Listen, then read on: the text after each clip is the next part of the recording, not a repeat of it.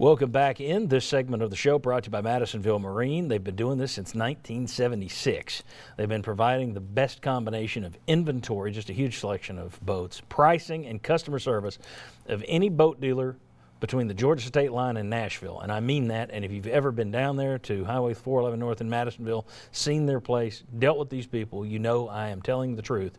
Visit Steve, Joe, the whole team down there. Great people. There's no better place to buy a boat than Madisonville Marine. Okay, Philip Fulmer spoke in Nashville this week. We're going to put the headlines up, some of the things that I thought were the biggest takeaways. He also sent out an email to season ticket holders. That's covered here as well. Let me step you through this. You guys have something to chime in, please fire away as we move through it. First of all, he said Tennessee stands to lose between $30 and $40 million with football. It could be double that without football. That's just an enormous amount of money, and it makes you wonder where the cuts are coming down the road. Yeah, it tells you there's going to be a negative impact no matter what. Yeah. And Jimmy had asked him, Himes had asked him about Wisconsin, Barry Alvarez's number, throwing 70, 80 million out there, and Fulmer said, well, that's a real number. So it doesn't surprise me that there's that estimate. Next, goal for attendance, 25% at Neyland Stadium. We've all been kind of referencing that for weeks now. I don't think that's a surprise. And again, I think Philip Fulmer made it clear that's the goal. There's no guarantee it's 25%. That is the hope. And this is a man who's been telling people, you want to come to games, wear your masks. Next, speaking of masks, face coverings are going to be required in Neyland Stadium when you enter, when you exit, and if you're not socially distanced inside the stadium, they're going to require masks. It will be interesting to see, because there are a lot of people who just, when Philip Fulmer or someone else on the team tweets out, hey, wear your masks. I've seen the replies. It's not nice. Yeah, yeah, you want to slow community spread. I mean, I covered a high school game on Thursday night here in town, and yeah, same thing. Everybody's required to wear one in, but actually wearing it when you sit down or covering your nose while you're wearing it, it's just, let's just say that the discipline was not strong in the audience. I'll say that. What was it, shower discipline? Mask discipline. Some chins will be well protected, but as far as the rest. Necks and chins. All right, Fulmer has sliced the University of Tennessee AD's operating budget by 20%. Gave himself a 15%, not 20, but 15% pay cut, $150,000 out of his $1 million salary.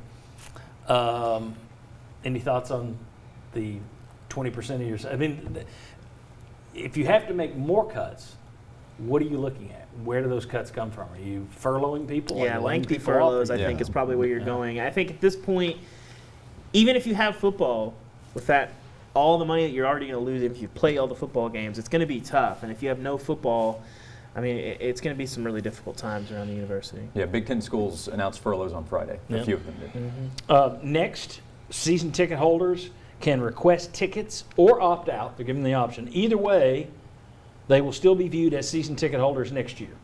That's huge. Now, I don't think there was any doubt that they wouldn't do that. I mean, you're really asking for it if you tell your fans, buy them now or else. But still, I think it's a big step that they went ahead and said that look, you can opt out and you're still going to be considered a season ticket holder when we get back to renewal time next year.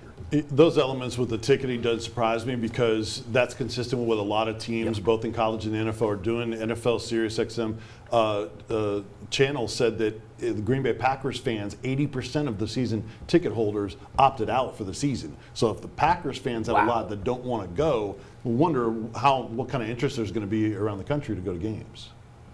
Wisconsin and Tennessee are two different states. It's true. It's true. Two different.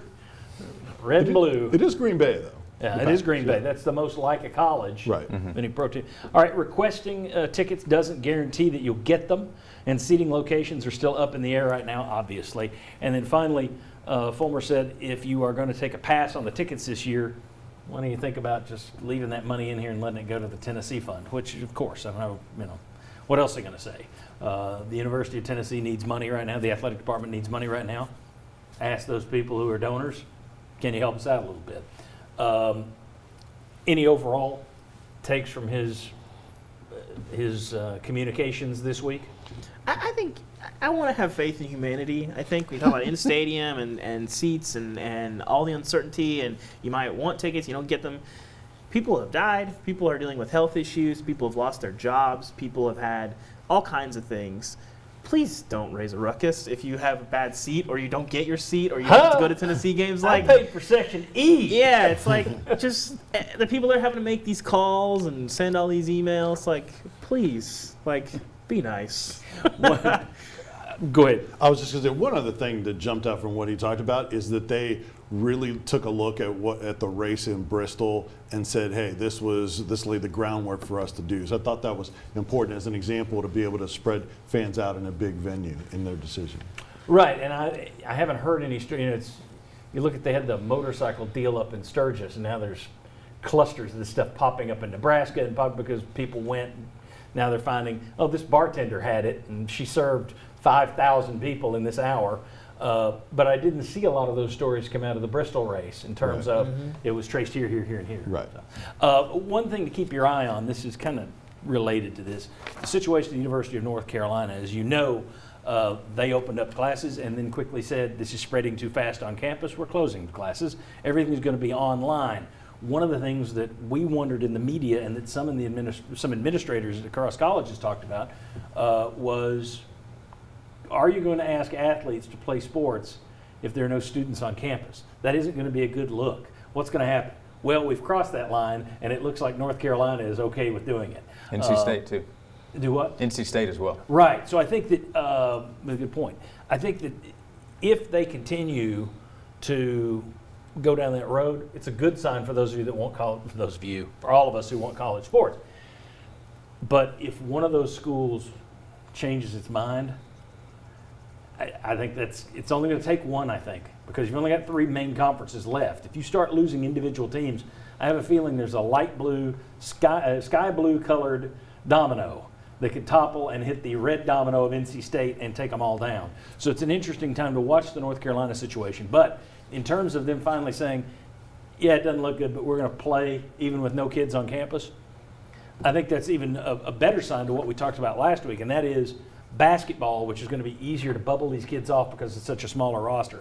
I feel even more safe that you're going to have some form of basketball this year. But keep an eye on North Carolina in terms of if this stuff keeps going and we keep moving toward football, that's a place to watch to make sure that they continue to move forward and play even though those kids aren't on campus. All right, when we come back, the NCAA did something nice.